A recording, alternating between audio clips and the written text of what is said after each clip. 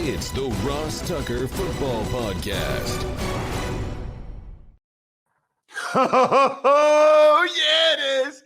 But it's not just any Ross Tucker Football Podcast. It is a Monster Monday presented by DraftKings, America's #1 rated sportsbook app. It is a new, absolutely glorious week here on the Ross Tucker Podcast Network. We are diving into the Power 5 conferences, the 10 best players in each conference with Emery Hunt on the College Draft Podcast. Make sure you check that out.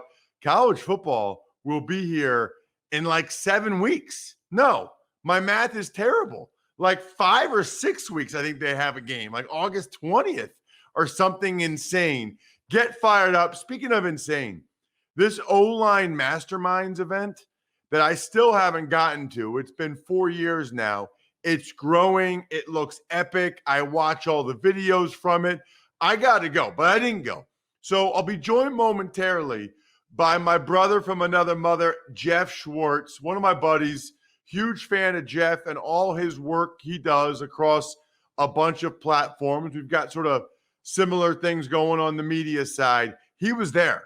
I think maybe he's been there every year. I don't know, but I want to get to the bottom of this. Like, are these guys really helping other people? Do the young guys have to pay to be there? Like, I just got a bunch of questions, and I figured a lot of you do as well, because I'm sure you've seen about this O-line Masterminds event on social media as well. It's a new week, so speaking of social media, we'll have a new Spread the Word winner via social media at Ross Tucker NFL or at Ross Tucker Pod, Twitter, Instagram, Facebook. Just engage in any way. Easiest contest I'm aware of. Sponsor confirmation email winner. Love our sponsors. Love HelloFresh. I'm obsessed with my Raycon earbuds, riding my bike around everywhere, especially down at the beach. Amazing. I listen to 80s and 90s greatest hits and just fly. It's like, I'm like, when Eye of the Tiger comes on, I could win the Tour de France. I'm just telling you that I could win the Tour de France if Eye of the Tiger was in my ears on my Raycon earbuds the entire time. We'll have the YouTube shout-out winner as well, youtube.com/Ross Tucker NFL. Today's patron shout-out, Ben Mullins. We've gotten a bunch more patrons recently. I think somebody wants to be in the DraftKings Best Ball draft with me and Joe. I see you, Ben Mullins. I feel you. I read you. I see you. I also see Big Show time. It's Geoff Schwartz. The Big Show. All right, so Geoff, I never like it when I go on a show and a guy says, he's everywhere now. Ross, what are all the things that you're doing? But a lot of times my stuff does switch, and a lot of times your stuff does switch, and nobody knows what you're actually doing now better than you, and it also gives you a chance to promote what you're doing, like the unbelievable video series that you just finished up, which was amazing, by the way. I loved it. I'm jealous. Jealous isn't the right word. I'm envious. I just think it's so cool that you got to get with those guys. So anyway, what are you doing right now, Geoff? Hello. Yes, hello. It is a glorious week, like you said. College football, by the way, August 28th, the big boys start. It's UCLA plays that weekend. So I'm excited for college football, just as you are. Yeah, I do a lot of things. I hope to one day do less things at one specific place. We're working on that, but my podcast, Geoff Schwartz is Smarter Than You, that's out there. You're right, the Big Boys Club. We did that with 5 drafted linemen, and we got a great year, right? Panay Sewell, #1 tackle. Rashawn Slater, #2 tackle. Creed Humphreys, the first center off the board, I believe. Trey Smith was a steal by the Chiefs, and Quinn Miners, who everyone loves, out of Division III Wisconsin Whitewater, 3rd-round pick of the Broncos. So we went through kind of a Gruden-style quarterback camp.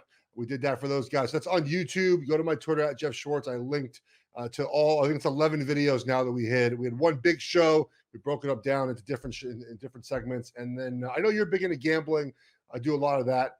I hope to have an announcement soon on where I'm doing it for this season. But yeah, I'm everywhere. You know, this is where the game is, right, Ross? You have to kind of piece together things for a little bit of time until you find a home. So I enjoy it. It's fun. And yeah, Masterminds in Dallas is the greatest thing ever. And you need to show up. You have an open invite. You can come anytime you want. Okay. By the way, it's funny. I think my email question today, I usually take one email question a day. I think my email question from a listener is, would you rather do all the stuff you're doing or just be at one place on a regular TV rotation, which I think is very interesting. Um, let's dive into the O-line Masterminds event. I'll get to that email question a little bit later. So I'm very familiar with it, but we got thousands of listeners. Some of these people might have no idea what I'm even talking about. So let's start very generic. What is the O-line Masterminds event, Geoff? Yeah, so it's a bunch of offensive linemen that get together and just talk shop. If you recall, Von Miller started the Pass Rush Summit, I believe, 1 year before Masterminds was started. He's done it 5 years now. We've done it 4. And what happened, the way this started was Lane Johnson was talking as kind of the talking heads on one of those NFL Top 100 videos. I think it might have even been about Von Miller.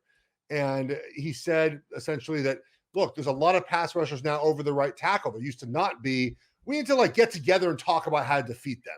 And so my buddy Duke Manyweather, who trains all these college guys and a bunch of the pros, trains up to 40 offensive linemen that are in the NFL. He trained Lane. He hit up Lane, hey, Lane, let's put this together.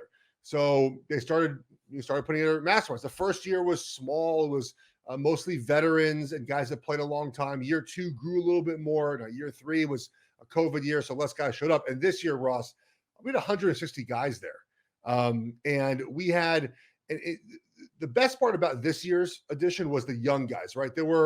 I counted maybe 7 players in that room, 7 to 8 that had played more than 5 years. And half of those guys feel like retired guys. Me, Brian Baldinger was there, Owen Kreutz was there. And then we had my brother, and we had Teron Armstead and Ryan Jensen, Lane Johnson, Charles Leno. I think those were like the 5 guys, 5 to 8 guys that played more than 5 or 6 years in the NFL. The rest were young guys, man, college guys, some high school kids, some young NFL players. And we just get together and just share knowledge, man. If you pick up one thing from the event that can help you stop a defensive lineman, it's a success. Okay. So, like, is anybody invited, or do you have to get, I know you said I have an open invite, but is anybody invited? Like, do you have to pay? Like, how does that part of it work? Wait, is this a money-making event? Like, I'm just curious about the logistics. Yeah, so it's invite only essentially. Duke will invite you, or you can ask for an invite. I've had plenty of people ask for invites. I send it to Duke. Duke invites everyone to come. We don't pay anyone to show up. You don't have to pay to get in the seminar, but you have to find your way to Dallas, and he has room blocks at hotels, and there's opportunities to go to dinner, and there's sponsors there that you can get some free swag from and meet some people. Look, even that we had shoe companies there and helmet manufacturers and protein and energy drinks. I mean, there's a lot of opportunities to network with people and kind of just see, if anything can help you in your journey. And look, not just offensive linemen. We had rehab people there that spoke to us about taking care of your body and the ways you can rehab and prehab and work out. We had a mental health expert there as well to talk about making sure your mind is as strong as you are physically in the weight room. And so it's an all-encompassing event. And yeah, man, you just have to, Ross, if you want to come, you let me know. Duke sends you an invite. Like, it's that simple. You show up, you don't show up. No one's paying you to come. You just, we had college head coaches there. We had former NFL offensive line coaches there. We had current college O-line coaches there. We had media members there. Like, it's everyone's there to learn, man, and have fun and have some camaraderie. That is awesome on so many levels. And I got like a million questions as you're talking here. The prehab rehab thing, this is going to take us a little bit of a different direction, but I got to talk to you about this. Were you a cold tub guy? I was a guy that liked to contrast. So you go hot, cold, but I didn't do it like every day. Like, I wasn't like, I didn't need that for recovery. I did a lot during training camp. But there are guys that sit in the cold tub for like 15 minutes a day. I feel like if you do that every day, that effect kind of wears off. So I posted this on social media recently, just Twitter. I got to do it to Instagram and Facebook. It like popped up on Men's Health on my Twitter feed. And I read the article. The latest science, Geoff, is that going in a cold tub doesn't help you, and it actually hurts you. Like, the inflammation, like you need the inflammation. That is how your body repairs. And going in the cold tub just slows the repairing process. Geoff, when I was a rookie, I saw the older guys like Ben Coleman and Matt Campbell going in the cold tub. I went in for 20 minutes every day my entire career. Every day. I went and I always had a bad back. So I went almost up to my nipples. Oh, okay. I went almost up to my nipples in whatever 40-degree water, 50-degree water it is for 20 minutes every day. And not only did it not help my career, it hurt my career. And Geoff, I'm very upset about this. Yeah, like I said, I just did contrast during training camp, and maybe on Mondays after a game, I'd kind of get in the contrast. Again, that gets it's hot for a minute, cold for a minute, hot for a minute, cold for a minute, and then I would be done. It just never felt like it. 20 minutes in a cold tub, I never felt much better. I just felt much colder. And when my ankle was jacked up, I'd have to ice that in a trash bucket every day, just so I could basically walk after practice. But look, Ross, you know this. A month later, we're gonna have a research saying the cold tub is the way to go. It's the only way to help your body get back into shape to play. So these studies go back and forth. It's more about what works for you, and this is why Mastermind is so great, right? No one's there to tell you how to do something, but we can give you suggestions on how to do it, right? When you hear Lane Johnson talk about how he rehabs or how he prehabs, how he prepares for season, you hear my brother talk about it. You hear we had a former NFL trainer in the room. You hear another specialist. And so if you take away one thing that helps you, that in my opinion is the most important thing, right? If someone says, hey, this is the way I did things, and you do that, then that works. For example, one thing that was brought up, and I did this during my career, later in my career, and it really helped, is the idea of lifting on Mondays after games, right? Guys are sore, they don't want to do it. It's a great way to get inflammation out of your body and get your body back moving and start feeling better if you lift on Monday. So after games, I started doing this in my 6th year. I would do my legs on Monday. And I'm not back there putting 500 on the bar, but just getting that flush out with your legs felt great. And then Tuesdays, I just go push a sled. No weight on the sled, go up and down the field about 10 yards, 15 yards. So we talked about different ways to do that. And that's one thing that if you took away from that was, hey, I should lift on Mondays and Tuesdays. All the veterans said that. They all went in there look, I lift on Mondays, I lift on Tuesdays. Again, not a heavy lift, but if you took one thing away from that, and that was it, and that helped your body better prepare to play the next Sunday, then it's a win to come for the seminar. That is what the research says. That promotes the inflammation, that promotes the healing process. Yes. Cold tub slows it down. I spent inordinate amount of time in my life making my career worse. I mean, maybe I would have been like Larry Allen. Geoff, maybe I could have been unbelievable. I sabotaged my own career. Speaking of your brother, by the way, is there what is his status right now? I didn't even ask you. I wasn't even going to ask you that. And then you mentioned him. He's a free agent, right? Yeah, he's rehabbing his back injury still. And camp's getting close. So we'll see who calls and what he decides to do. Obviously, I don't know what the spots are available now for tackle, and obviously at the rate that he would like to be paid to play that position, we'll find out. There's obviously camp injuries and whatnot, and we'll see how it goes for him. He looked good. He's healthy. I think he's ready to go if a team wants to sign him. Is there any chance he would just say, "I'm not going to"? Somebody tries to sign him for whatever. I'm not going to play for that much, and I'm just done.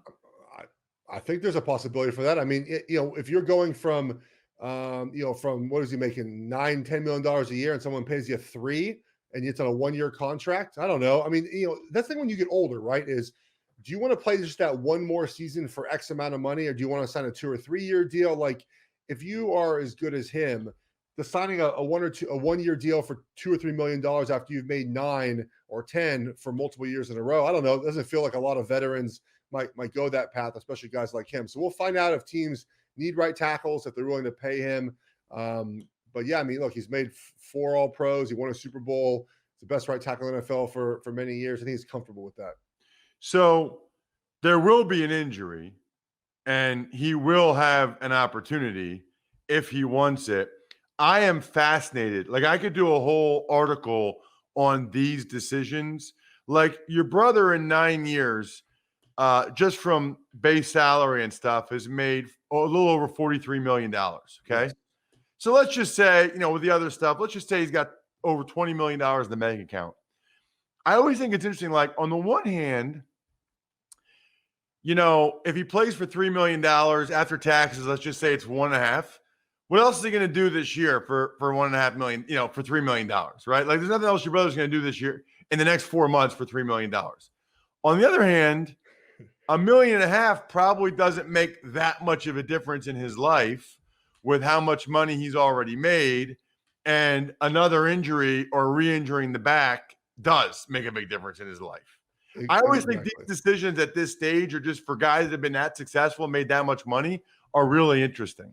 And I think a lot of times guys do it for the Super Bowl ring. He's already won his Super Bowl ring, right? He doesn't have to go take less money to secure a legacy. And we say that often, man. Look, I would have done it in my career. I'm sure you would have done it in your career. Hey, I'll take less than I'm worth if I have a chance to win a Super Bowl, right? Because you didn't win a Super Bowl, right? I don't think I didn't either. I mean, in my career, at the end of my career, as beat up as I was, if someone was like, hey, you take less money to go win a Super Bowl, I think we'd all do it, right? We see a lot of veterans do this all the time. Take less money, go to the Patriots, go to the Chiefs. We've seen players do that as well. And you win that Super Bowl, and then your legacy's set. So for him, I'm not sure, unless the team is Super Bowl ready now, and that is kind of like the Chiefs or Tampa Bay. I mean, there's not a lot of teams I think you could say, hey, we're ready to win this year. Maybe the Bills and the Browns, I feel like, are pretty good contenders. The Packers possibly as well. If Rodgers, I think, will come back, and he'll be there pretty soon. You know, otherwise, I don't see him going to play for a bad team for $1.5 million or $3 million. That doesn't feel like something he'd want to do, or really, I would even advise him to do. Two more questions. One is, the weird thing I think is, you know how it was when we were players. There are some veterans that would help the young guys, you know, during practice and camp. The other guys that wouldn't, they weren't about to help a guy that might take their job or that might be able to beat them out at some point. They weren't helping that kid. Other guys were like, yeah, man, do this, do that. The thing I think is interesting about the masterminds is, like, you're helping guys. You're like Lane Johnson, right? You said Mitchell Schwartz is the best right tackle in the NFL. I think Lane Johnson thinks he is, right? So like, do you really want to help the guy that you're competing with for first team all pro? Like, do you want to give him advice? Or even like, you know, let's say Rashawn Slater was there and Becton and these other guys. Do you really want to help the guy you're competing with? First of all, he's on a different team. Second of all, like, that's who you're competing with for Pro Bowls and all pro and stuff. What's interesting about the Slater is Slater and my brother talked for a long time. Like, we had breakout sessions where, you know, we kind of met as a group and we talked some things over, watched some film, and then we did breakout sessions, and kind of the veterans led, you know, Ryan Jensen led a big one, and Teron Armstead, and my brother and Rashawn were off to the side talking for a long time. And the next day too, did the same thing. Look, a lot of guys that are there are very secure with who they are as a player. I mean, they've been there a long time. Like I mentioned, there's a lot of veterans there. But also something that we take away every year from this is there's different ways to do things, right? So you mentioned Lane and my brother. They're two different players, right? The techniques they use to stop someone are totally different. So Lane's not going to get something from my brother technique-wise that's going to change the way he plays. Maybe a preparation, maybe a way Mitch studies the game. But again, I don't think Lane is going to take that from my brother. And my brother doesn't play like Lane either, right? He doesn't take that big first kick. He's not a big, strong double under guy like Lane is. So the things that Lane is talking about, how to stop a certain pass rusher, is not my brother's going to do, right? Mitch is very patient. That's why I think he's really good against Von Miller and these hands guys, right? That you have to use your hands. Mitch doesn't show his hands very well. He vertical sets, which Lane does a little bit of it, but they get there in a different way. And so there's nothing that those two guys specifically were going to take from each other that's going to really change each other's games. I think it's the young guys that hear, okay, this is a way you can do it. This is another way you can do it. That's something that we preach, is that, Ross, you know this, there's not one way to block a guy, right?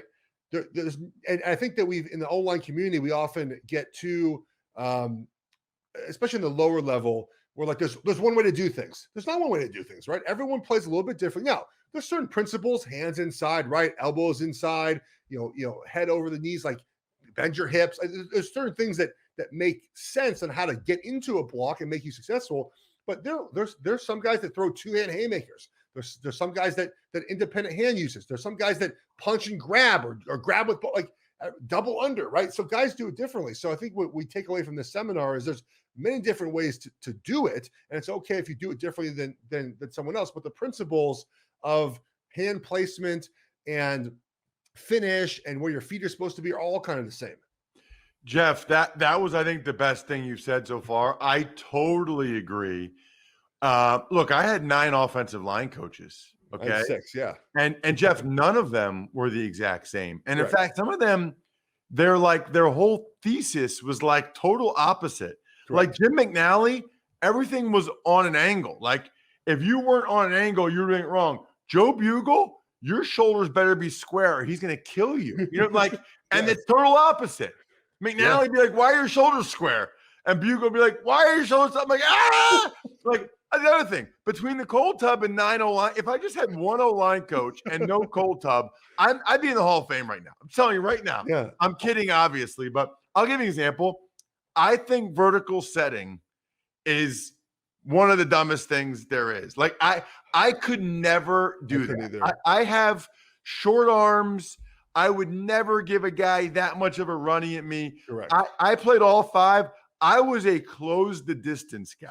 Same. I was get out to him and start the fight as soon as possible. Correct.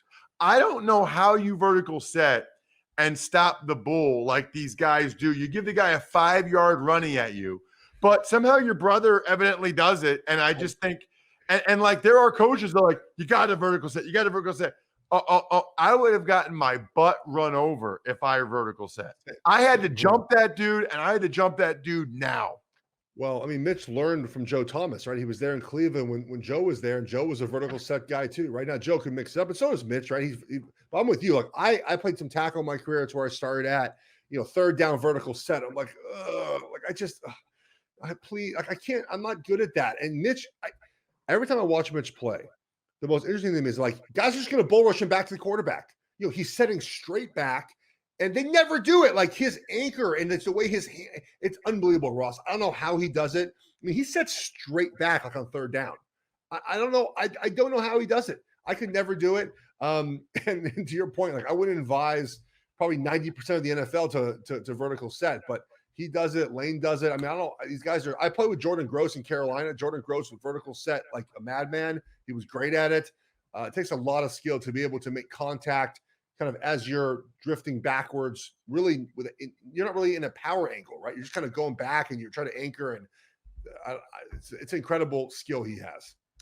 Check him out on social media at Geoff Schwartz. One of my favorite guests. I have him on a couple times a year because he's an absolute stud. And when I saw the O-line mastermind stuff, I just had a bunch of questions. I figured a lot of you guys did as well. Geoff, thank you so much for coming on the show.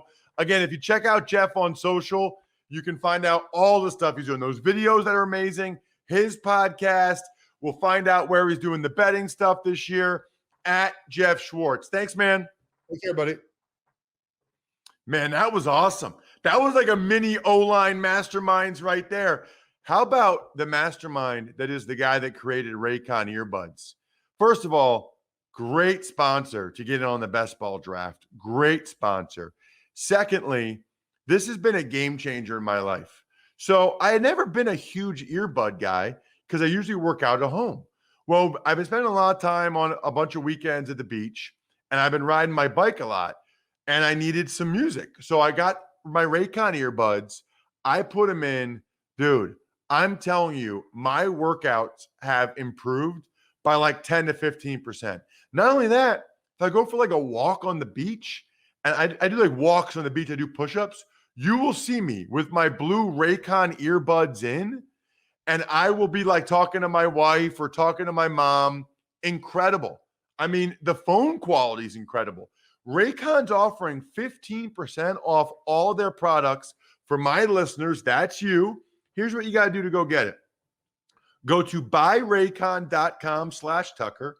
There you'll get 15% off your entire Raycon order. And it's such a good deal, you'll want to grab a pair and a spare. That's 15% off at buyraycon.com/Tucker. Buyraycon.com/Tucker. Tuck's Takes.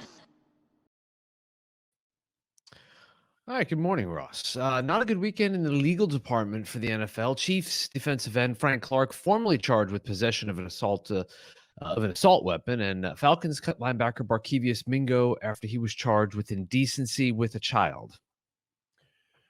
So we can talk to Andrew about this on Wednesday, Andrew Brandt, but I already saw his tweet. There was not enough talent for Barkevious Mingo to merit tolerance for this. Obviously he's come out and said this is from a couple years ago and he's totally innocent and the legal process will unfold now. But the Falcons, he wasn't worth it to them to stand by him as he goes through this process. If this were Grady Jarrett or Matt Ryan, I think it'd probably be a little different. They'd probably, but also they know those guys more. Mingo, they just got. As for Frank Clark, we talked about this before. Look, let those, Bri, among us that haven't had an Uzi in our Lamborghini, let them cast the first stone, okay? Which one of us hasn't gotten pulled over with an Uzi in our Lamborghini? I just think that they're being real. I'm kidding, obviously. Hopefully, now I get an email. Oh, it's not anything to joke about, or whatever. You guys know I'm making light of it. It's not funny. We'll see what happens. I would guess Frank Clark, one way or the other, misses some football games this year. Tuck's Takes. On the positive side, Scott Hansen re-signed a multi-year deal with the NFL Network to host the NFL Red Zone channel. 7 hours of commercial-free football starts now. Look, I don't talk about media stuff that much on this show. I talk about football, right? But I love the NFL Red Zone channel. On Sundays, that's where I usually am. I'm watching the Red Zone channel because I want to talk about all your teams. I think it's a tremendous product. I think Hansen does a remarkable job, and I'm glad. I hope he's the guy for as long as I'm watching football. Tuck's Takes. And lastly, the Washington football team will have a new name and logo early 2022. This is according to team president Jason Wright. So I got to get Jason on the show at some point, and I am fascinated, like I'm sure a lot of people are, very intrigued to find out what the team name is, what the logo will be. Makes it sound like it'll be a new team, a new logo, and a new name. And since they didn't get the trademark protection of Washington football team, it probably will be. I think I've got a couple more spots for the best ball. So if you buy the Raycon earbuds or you do the Warby Parker home try-on, a couple people did that. I think I got one more Warby Parker home try-on spot. I said the first 3 people that did that Warby Parker home try-on deal, you were in. The patrons can get in. We're going to have a lot of people. I'm announcing 6 people to be in the best ball against me and Joe over the next two weeks of the Fantasy Feast podcast. So that'll be it. That'll be the final 6. And then we go. We'll do another one in August. We'll do a season-long draft as well. Let's get to an email, Brian. Ever wanted to ask an NFL player a question? Well, here's your chance. It's time to Ask Ross. The email address is ross@rosstucker.com. If you ever take advantage of any sponsor and send it to me, I guarantee to read and respond to your email on the show. Go ahead, Bright. Ross, for your career, would you rather have multiple podcasts, investments in radio and Army games, or would you rather have a regular TV rotation? Like when you were called a wannabe Mark Schlereth, tribute to the old jokes. That is from Ted. Hashtag Daddy Soda. I love it, Ted. You know, Ted, I think I'm just a happy person, but I love my life pretty much just the way it is. Like, I love my life. I have tremendous gratitude for the things I have in my life. Now, like if CBS, who I work for, ever said, we want you to do the SEC games or we want you to do an NFL game every Sunday, I wouldn't turn that down. Like, that'd be awesome. But I'm so grateful for the Army games. I don't know. Regular TV rotation. Look, I'm trying to provide as good of a living as possible for my family talking about football. So if there was a regular TV rotation that was lucrative, then I would certainly consider it.